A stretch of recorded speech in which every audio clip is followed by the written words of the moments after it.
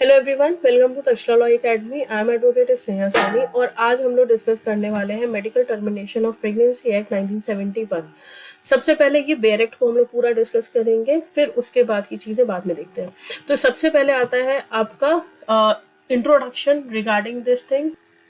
तो before getting in this bare act, थोड़ा छोटे से ही सेक्शन है। सबसे पहले जो बेसिक चीजें हैं वो जान लेते हैं। तो यहाँ पे अगर हम आईडी की बात करते हैं, आईडी मतलब ये होता है, जैसे इसमें 1971 34 लिखा है, तो that is act number 34 of 1971। ठीक है, तो एक्ट नंबर, क्योंकि ये एक्ट बहुत छोटा है तो इसमें आपको अमेंडमेंट की डेट्स भी याद रखनी पड़ेंगी, क्या सब्स्टिट्यूशन हुआ है थ्रू अमेंडमेंट, ये भी याद रखना पड़ेगा। तो इस एक्ट को बहुत बारीकी से आपको कवर करना होगा। यहाँ पे जो लॉन्ग टाइटल होता है that is the preamble of the act. ये बोलता है an act to provide for termination of certain pregnancies. तो यहाँ पे ऑल प्रेगनेंसी का वर्ड यूज नहीं किया गया है, यहाँ बात की गई है सर्टेन प्रेगनेंसीज। एक कुछ स्पेसिफिक क्लास ऑफ प्रेगनेंसीज है, उन प्रेगनेंसी को टर्मिनेट करने की बात की गई है। और कौन करेगा? दैट इज आरएमपी यानी कि रजिस्टर्ड मेडिकल प्रैक्टिशनर इसको करेंगे, और इससे कनेक्टेड सारे मैटर्स को ये medical termination of pregnancy act देखेगा। मिनिस्ट्री कौन सी है? The related ministry is ministry of health and family welfare. Department तो department of health and family welfare. Enforcement date कब का है? तो ये है 1/4/1972। 1 April 1972 is the enforcement date. तो अब आते हैं हम लोग एक्ट पे। 10 अगस्त 1971 में एसेंट मिली थी प्रेसिडेंट की। Act number 34 of 1971 preamble discuss हो गया है। शॉर्ट टाइटल पे आते हैं, तो एक्ट का नाम क्या है? Medical termination of pregnancy act 1971। कहाँ कहाँ एक्सटेंड करता है? तो होल ऑफ इंडिया एक्सटेंड करता है, क्योंकि आपका Jammu and Kashmir reorganisation act आया था, which was act number 34 of 2019। Okay, और इसकी इफेक्ट था 31 अक्टूबर 2019 से ये इफेक्ट में आ गया था। ठीक है, तो ये बेसिक चीजें थोड़ा सा कई बार ये पूछ लेते हैं, क्योंकि जब एक्ट छोटा होता है तो हर एक चीज वो पूछते हैं। एनफोर्समेंट डेट ऑलरेडी डिस्कस कर ली। अब आते हैं डेफिनेशन में। तो डेफिनेशन में यहाँ पे सबसे पहले आता है गार्जियन। तो गार्जियन का मतलब क्या होता है? तो गार्जियन का मतलब वो होता है कि वो पर्सन जो केयर कर रहा है किसी पर्सन की जो क्या है? माइनर है। वो पर्सन जो केयर कर रहा है किसी माइनर की या किसी मेंटली इल पर्सन की। और जो मेंटली इल पर्सन की बात की गई है दैट वाज एक्ट वो 2002 में आपका एक्ट नंबर 64 ऑफ 2002, जिसका इफेक्ट था 18/6/2003 में। ठीक है, तो यहाँ पे गार्जियन दो लोगों की बात की गई है, जो केयर कर रहा है किसी पर्सन की जो माइनर है या मेंटली इल पर्सन है। डबल ए 2021 में ये ऐड किया गया है, तो 2021 वाला अमेंडमेंट इज वेरी इंपॉर्टेंट। तो यहाँ पे 2021 के अमेंडमेंट में मेडिकल बोर्ड को ऐड किया गया है। तो मेडिकल बोर्ड क्या होता है? जो आपका सेक्शन 3(2)(c) में बताया गया, तो वो आगे हम एक्ट में डिस्कस करेंगे। बी की अगर बात करें तो अगेन ये आपका सब्स्टिट्यूट किया गया है बाय एक्ट नंबर 2002, सेम ही है। ठीक है, मेंटली इल पर्सन और मेंटली इल पर्सन की डेफिनेशन में। तो मेंटली इल पर्सन क्या होता है? मानसिक रूप से बीमार व्यक्ति कौन होता है? तो मानसिक रूप से बीमार व्यक्ति वो इंसान होता है जिसे किसी तरह का मेंटल डिसऑर्डर है, या मेंटल डिसऑर्डर एक अलग चीज होती है, और मेंटल रिटार्डेडनेस, जो रिटार्ड हो गया है, मेंटली रिटायर्ड है, उसे अलग चीज बोला जाता है। तो मानसिक मंदता एक अलग चीज होती है, जिसकी कहीं ना कहीं एबिलिटी कुछ और होती है। और जब हम बात करते हैं मानसिक विकार की, तो दैट इज मेंटली रिटार्डेशन। तो ये mentally disorder is different thing and mentally retardation is different thing. और मेंटली इल पर्सन में सिर्फ मेंटल डिसऑर्डर की बात की गई है, मेंटल रिटार्डेशन नहीं आता है। सी में अगर बात की जाए तो माइनर की बात की गई है। तो minor it will be decided by Indian majority act 1895। तो यहाँ पे जब हम मेजॉरिटी एक्ट देखते हैं। अब आप कहेंगे कि मैम ये तो मेजॉरिटी एक्ट है, लेकिन हमें तो इंडियन मेजॉरिटी एक्ट देखना है। तो इसमें से जो इंडियन वर्ड है दैट हैज बीन ओमिटेड इन 1999, तो इसको हम सिर्फ इसलिए देख रहे हैं ताकि आप डेफिनेशन देख पाए कि भाई माइनर कौन है अकॉर्डिंग टू दिस एक्ट। तो यहाँ पे एज ऑफ माइनॉरिटी मेजॉरिटी की बात की गई, माइनर डिफाइन नहीं किया गया है, मेजर बताया गया कि पर्सन मेजर कब होगा।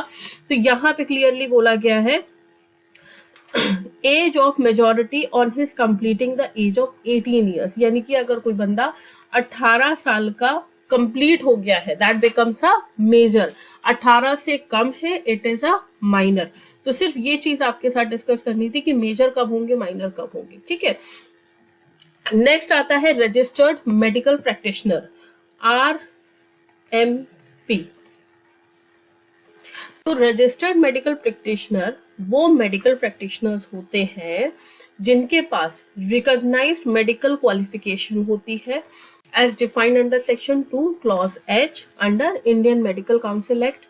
और उसके साथ साथ इनका जो नाम है whose name has been entered in state medical register, और इनका नाम कहाँ पे एंटर है, स्टेट मेडिकल रजिस्टर में है। इनके पास एक्सपीरियंस क्या होना चाहिए, तो इनका एक्सपीरियंस या इनकी ट्रेनिंग होनी चाहिए गायनेकोलॉजी में, जो आपकी जितनी भी वुमेन से रिलेटेड चीजें होती हैं that is handle bye gynaecologist. तो गायनेकोलॉजी में इनकी एक्सपीरियंस और ट्रेनिंग होनी चाहिए, और साथ साथ उनको एंड ऑब्स्टेट्रिक्स। तो ऑब्स्टेट्रिक्स कौन होते हैं, ये वो लोग होते हैं, ये वो मेडिकल प्रैक्टिशनर होते हैं जिन्हें पूरा नॉलेज होता है regarding pregnancy, regarding termination of pregnancy, postmortem period जो होता है, तो वो सारी चीजें ऑब्स्टेट्रिक्स देखते हैं। ई आपकी बात करता है टर्मिनेशन ऑफ प्रेगनेंसी के बारे में। तो ये बेसिकली वो प्रोसीजर होता है जिसमें प्रेगनेंसी को खत्म किया जाता है, समाप्त किया जाता है। वो या तो मेडिकली भी होता है, पिल्स देके भी होता है, या सर्जिकली भी होता है। नेक्स्ट आता है when pregnancy may be terminated by registered medical practitioner. कब प्रेगनेंसी समाप्त की जा सकती है, ठीक है, कब प्रेगनेंसी खत्म की जा सकती है बाय मेडिकल प्रैक्टिशनर जो कि रजिस्टर्ड है। तो इसमें बेसिकली ये अगर देखा जाए तो ये सेक्शन एक सेविंग क्लॉज है।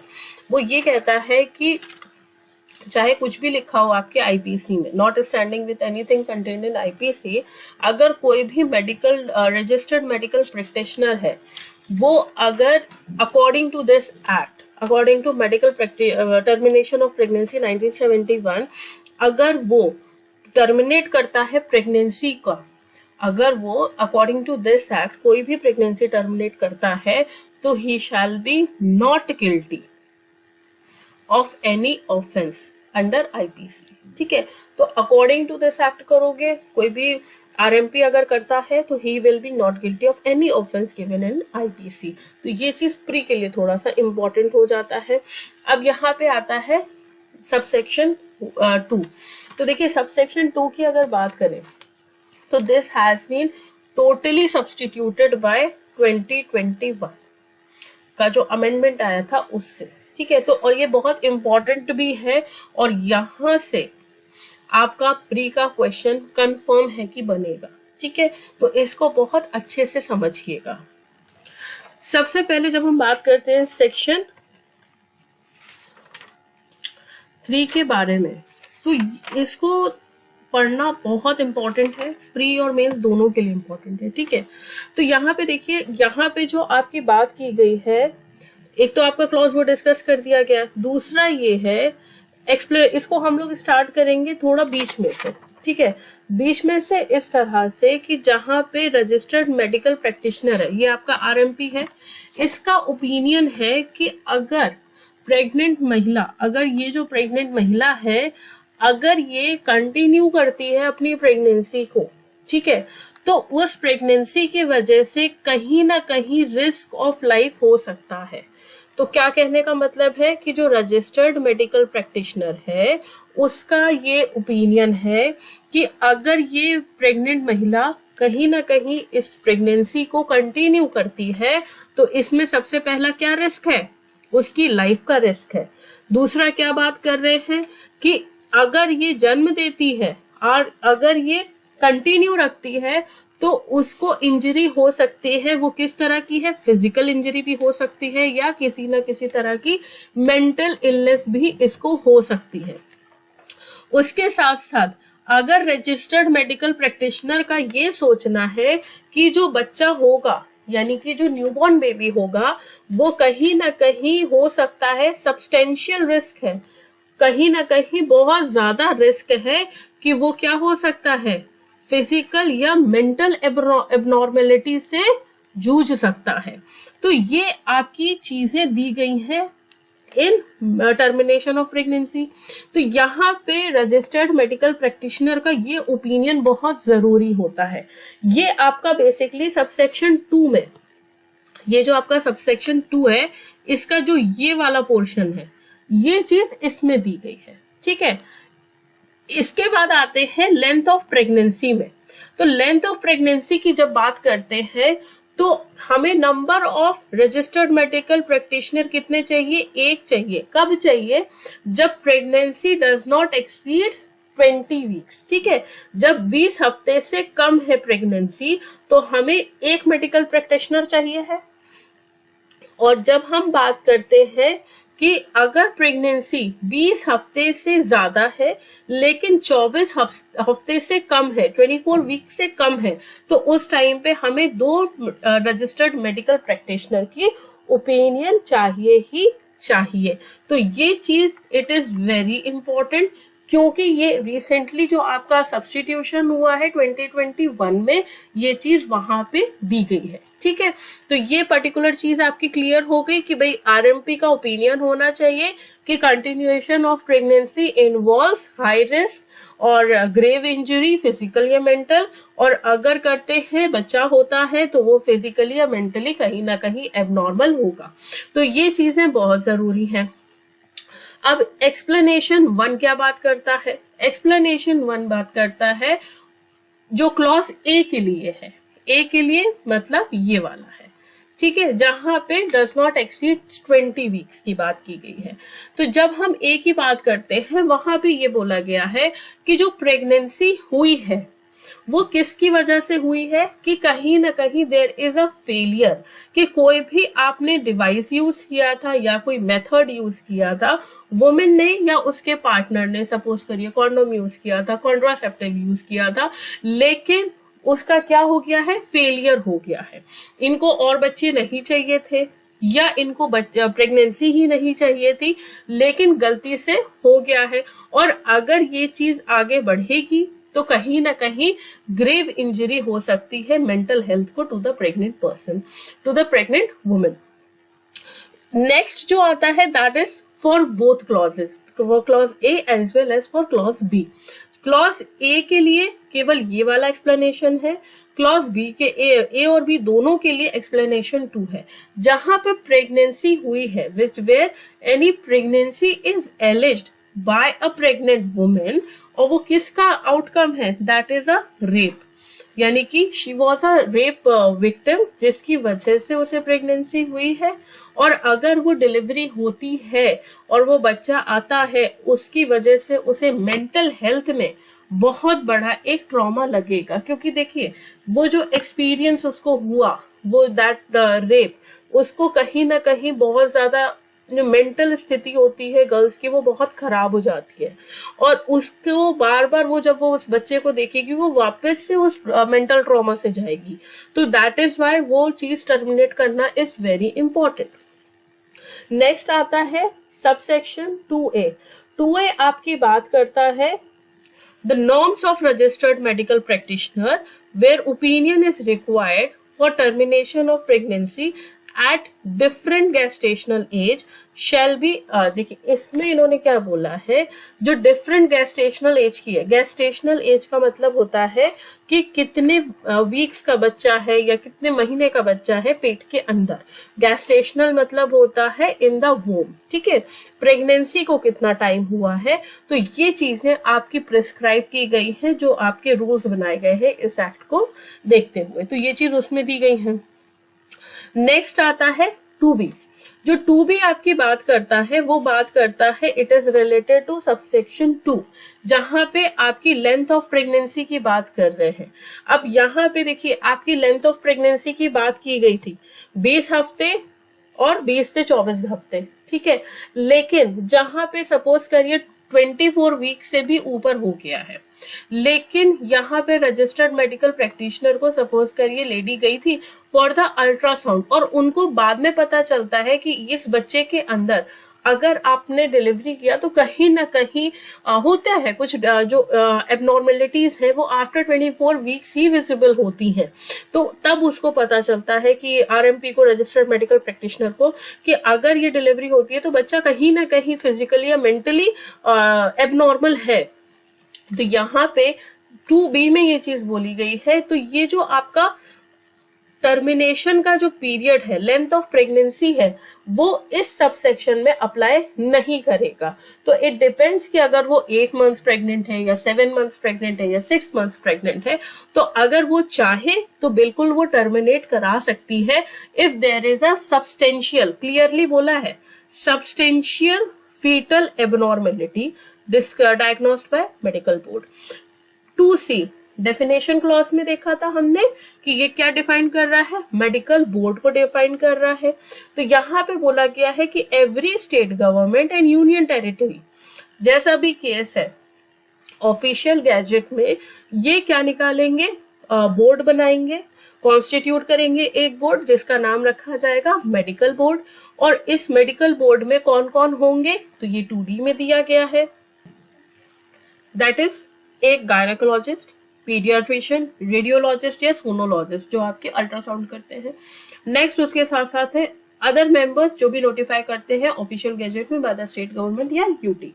सेक्शन 3 की अगर बात की जाए, it is a very important subsection. यहाँ पे बात की जा रही है कि अगर इन डिटरमाइनिंग कंटिन्यूएंसी ऑफ प्रेगनेंसी, अगर हम प्रेगनेंसी को कंटिन्यू करते हैं और उस कंटिन्यूएशन की वजह से there will be a high risk to the health, जो भी प्रेग्नेंट वुमेन है उसके ऊपर बहुत हाई रिस्क होगा, ठीक है, रिस्क ऑफ इंजरी हो सकता है। तो इस चीज को भी हम लोग क्या करेंगे, रिकॉग्नाइज करते हैं, इस चीज को हम लोग देखते हैं, अकाउंट में लिया जाता है to the related to the pregnant women. जो भी आपका फोरसीनेबल एनवायरनमेंट है, जो आने वाला टाइम है, उसको भी लेके इस चीज को डिटरमाइन किया जाता है कि कंटिन्यूएशन करना चाहिए या नहीं करना चाहिए। ना subsection 4 is very important. Subsection 4 से डायरेक्ट आपका प्री का बन सकता है कि कंसेंट से रिलेटेड होता है। तो किसी भी वुमेन की जो प्रेगनेंसी है ऐसे ही टर्मिनेट नहीं होगी। अब अगर वुमेन की एज है who has not attended the age of 18 years, यानी कि she is minor, वो 18 से कम की है, या वो पर्सन जिसकी एज तो 18 से की ऊपर है या 18 है लेकिन वो मेंटली इल है, ठीक है। तो 2 लोगों की बात की गई है। पहली वो महिला जिसकी एज 18 से कम है, दूसरी वो महिला जिसकी 18 तो है लेकिन वो मेंटली इल है। तो इसमें हमेशा गार्जियन की कंसेंट ली जाती है, वो भी रिटन फॉर्मेट में। बी आपकी बात करता है कंसेंट ऑफ प्रेग्नेंट वुमेन, बहुत जरूरी है, ठीक है। तो कोई भी termination of pregnancy except with the consent of pregnant women नहीं हो सकती है, ठीक है। कोई भी प्रेगनेंसी अगर टर्मिनेट करनी है तो कंसेंट ऑफ प्रेग्नेंट वुमेन लेना इज वेरी वेरी इंपॉर्टेंट।